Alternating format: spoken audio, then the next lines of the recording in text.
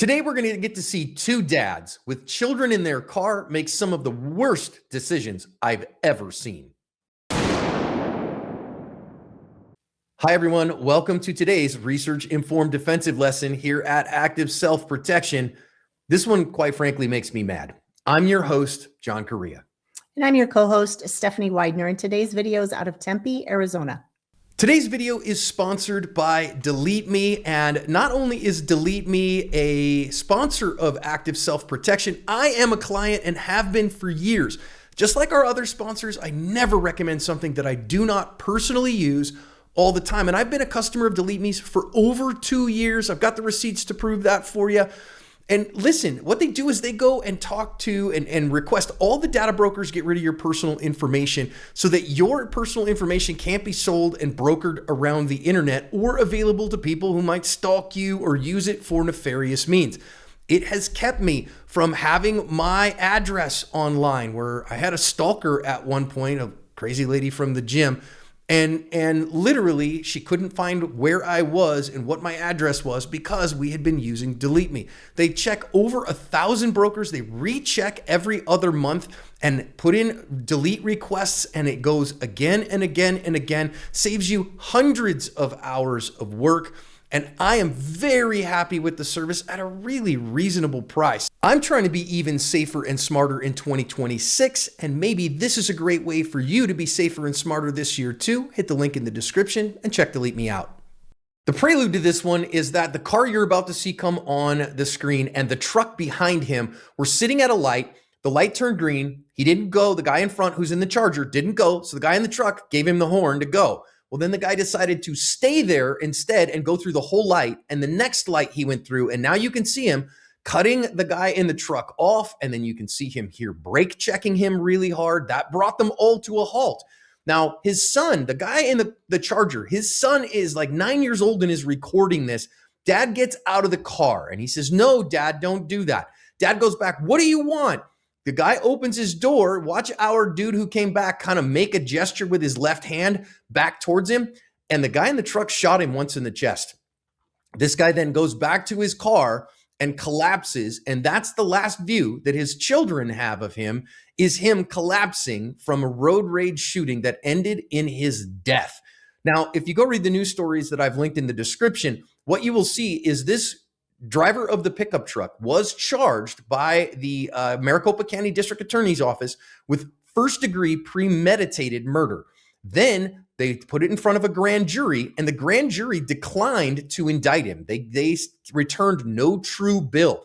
However, he did also have cocaine and paraphernalia in his car, with his child in the car as well. And so he is facing charges for cocaine possession and possession of paraphernalia, but he will not face more charges. He's not going to face a jury in this particular one, though that took to get to the grand jury a long, long time. And again, the impact on all these kids is immense. Golly, Steph, I feel like this is one of those where you and I have been in court enough and seen enough actual discovery to go, man, this one doesn't look great on the video, but the video doesn't tell us everything. It really doesn't. That's what makes it challenging. In these videos, we can talk about principles and what we see, but we can't know all the details that were in the discovery files. But we'll learn what we can from the video evidence that we have. God, let's just start with another chorus of road rage is stupid. And Steph, okay, I see this happen all the time where people get incredibly ragey about, all right, he didn't go, so I gave him the horn. And I think you either got to learn to let that go. Oh, you're right, my bad, I got to go. Or just not honk to begin with, because people can get insane like this. Or at the very least, learn the difference between that little really quick honk, that little beep, off we go, and go, dude. And just control your emotions on the road, because there's too many people out there now who have no emotional fitness. Right. You have to really regulate your own emotions because so many people just aren't. And all of us, it is a definition of humanity that we make mistakes. I cannot be the only one that has done exactly this, sat at a red light a little too long because I was either talking to someone, maybe I chose that red light to look at my phone and did not realize it turned green. And I look up and it's already green, or I got the little honk behind me. And, that's time for a quick wave. My bad. and keep going. I've also been behind people that have done that. And I like to play a game where I try to figure out what's going on in their lives that has them so distracted and does it really impact me? Because my emotional regulation is my responsibility, not anyone else's. And so we all need to take responsibility for that. And in particular, if you have children in the car, I guess that's what's making me really angry about this video. When you have children in your car, your choices stop being totally your own. And remember, you are teaching your children with every interaction what the right thing to do is. And if you need to get to therapy to handle your anger on the road, please do. That's good for your children too. I will also say that when he honked at him, the guy then in the Charger decides, oh, okay, I'm going to sit through this whole light to punish you for honking at me. And okay, muff me here if bad words offend you. That's a dick move. I mean, that's just not adult. Yeah. I mean, if you do something wrong, and again, that's the definition of humanity. We will do things wrong. We will offend people intentionally or unintentionally. A quick apology, a quick wave goes a long way when you've done something wrong. Punishing someone for recognizing that you made a mistake doesn't seem to be wise or prudent or the lessons that I want to teach my children, particularly if they end, as they did in this case, in his death. And of course, if both of these guys could go back and do it different, would they? I would certainly hope so, but they don't have the ability. Only you and I now, we can learn from this and do better going forward for ourselves because you don't get do-overs in real life. Now, as he goes on, the guy in the Charger then is going to decide to hard brake check this guy. Watch what goes down as it keeps going. He's going to get on his brakes and going to cause some squealing there to get the cars stopped. So we start asking about the totality of the circumstances here, Steph, that this guy is swerving into my lane. I got my kid in the car. He then brake checks me super hard. That could be considered aggravated assault with a vehicle here. So this is starting to paint a picture of a very aggressive person who has no care for your safety and is very willing to do you harm. Absolutely. And I think that's important. And maybe that's part of what came into play for the jury here as they were discussing this, that clearly he's very callous about human life. That doesn't mean that you have to participate in it. You could just stop here and or drive beyond him once he gets out of the car. There are lots of options. I realize too that kind of sucks when somebody does something that puts your life and the life of your loved ones, because he has his daughter in that pickup, in jeopardy. That can, really flip some switches and really get some adrenaline going. That said, all we're going to do from this point forward is continue to escalate and continue to put people in danger. Thankfully, none of the children were physically damaged in this encounter. However, I guarantee none of them will ever be the same after this encounter either. I think just the effects on the kids, if you're the person with the gun here, the shooter, just the effect on your child means that's a great reason to live a life of de-escalation, escape, and evasion, because they have to deal with the traumatic aftermath of your use of deadly force, of you being put in cuffs, of someone else coming to get them, of maybe child protective services getting involved for a little while before custody can be arranged. Now, again, this guy's going to decide to get out of the car. And I want to say, again, now he's jumped out of the car after stopping you in traffic. And this video looks to me like this guy is pretty muscular, pretty big. But if you go look at the news stories, Steph, he's 5'7" and 160 pounds. And the guy inside the truck is like 6'8" and 300 pounds. Now, that will really change if he's got a weapon here, this guy. But he's definitely carrying himself bigger than he is. And maybe not at 6'8", 300, but would a reasonable person go, man, this guy, he really wants to fight. You look at his kind of arms out and he's big. And if you go watch the original, he hollers, what do you want? What's your problem? And so this guy, again, is painting a picture of an aggressive person willing to do me harm and willing to hurt me. This is not a good, sane, sober, moral, prudent person. Absolutely. His physical just attitude is really aggressive. And we also have the evidence of his driving and punishing to show that he has manifested a lot of evidence that his intent is to be aggressive. His intent is to punish, and he has very little regard for the people around him. So I do think there's some reasonableness here in needing to try to protect yourself. And I would just do it very, very differently. And that while he is out of the car right now, he is not going to be able to keep up if you just, pull out and around him and go somewhere else. That could end this right here. And you don't even have to get in a fist fight with a guy that looks like he really wants to fight. Yeah, use your car and get on the phone with 911. I got a guy here who is road raging me, getting out of his car, trying to hurt me. I got my kids in the car and I'm armed. Okay. And I don't want to end up in a shooting on this guy. Trust me, that milkshake will bring all of the local constabulary to the yard. Okay. Because they don't want you to get in a shooting either. So again, what's a good thing to do here? Leave your doors closed, leave them locked. If you're the armed person here, escape this confrontation if at all possible, because again, the best fight is the one that you don't get into. This guy has spent his retirement savings on trying to get out of these charges for sure. Now instead, our shooter here, our defender, I call that loosely, opens his car door, and this is a colossally bad decision. Is it illegal? No. Is it smart? No.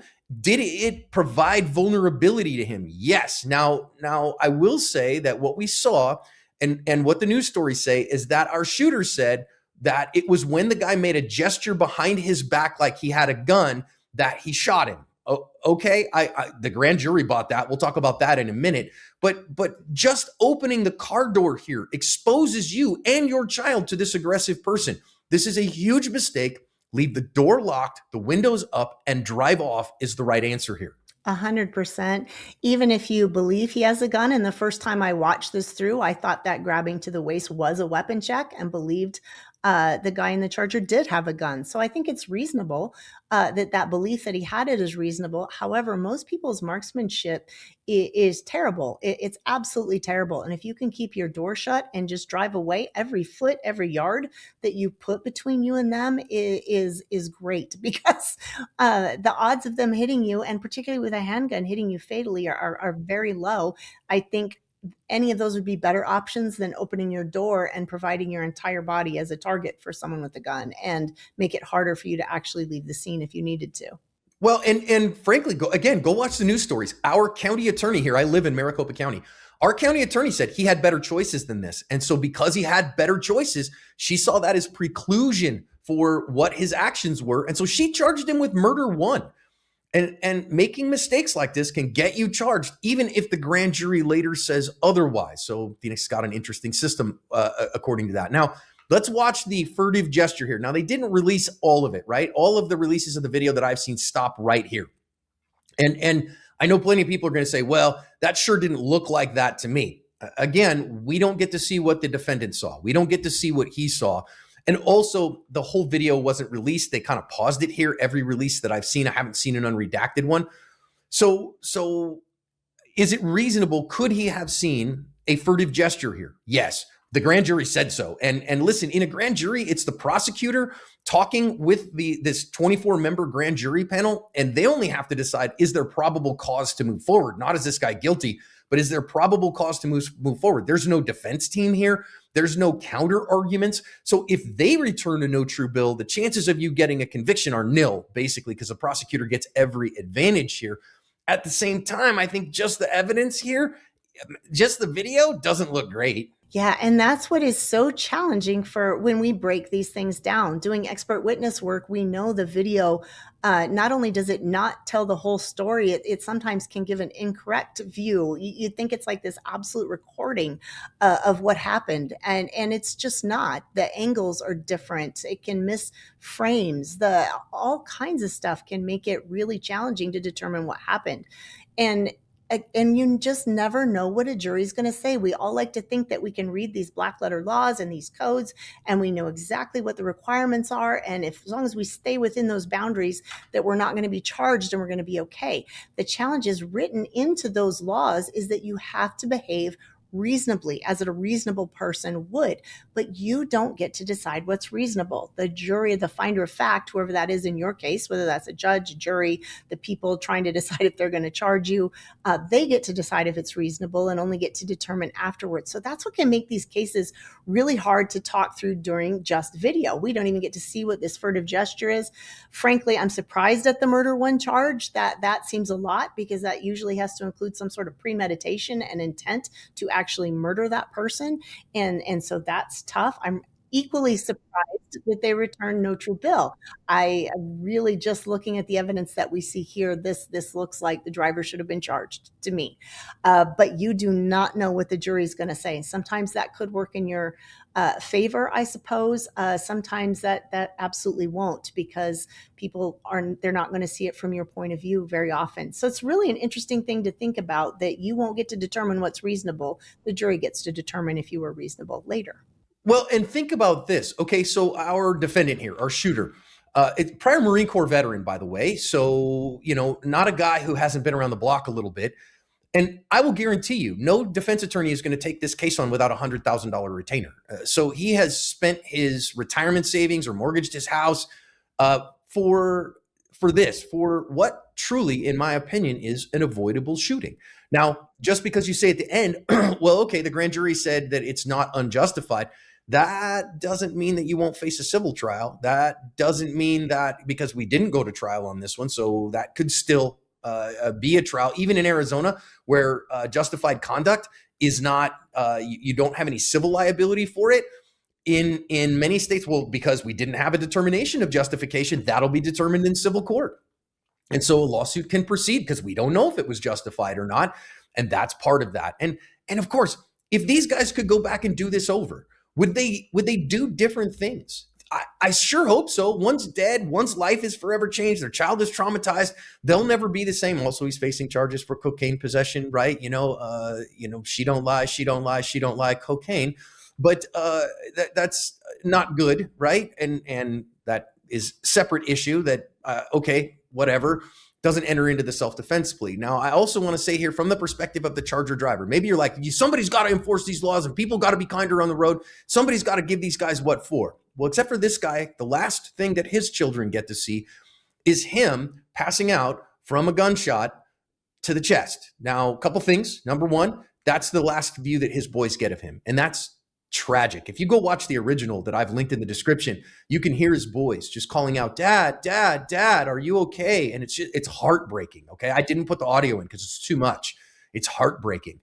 Number two, this guy was shot in the chest with a 9mm, which is a great defensive round for that purposes, but he walked it off a long way and recognize that may be the case and how that happens. I think the bigger issue here is the justification issue and the not doing this. So Steph, I feel like we have to just beat this drum again and again. Avoid these kinds of encounters if you possibly can. You really need to be Mother Teresa on the roads.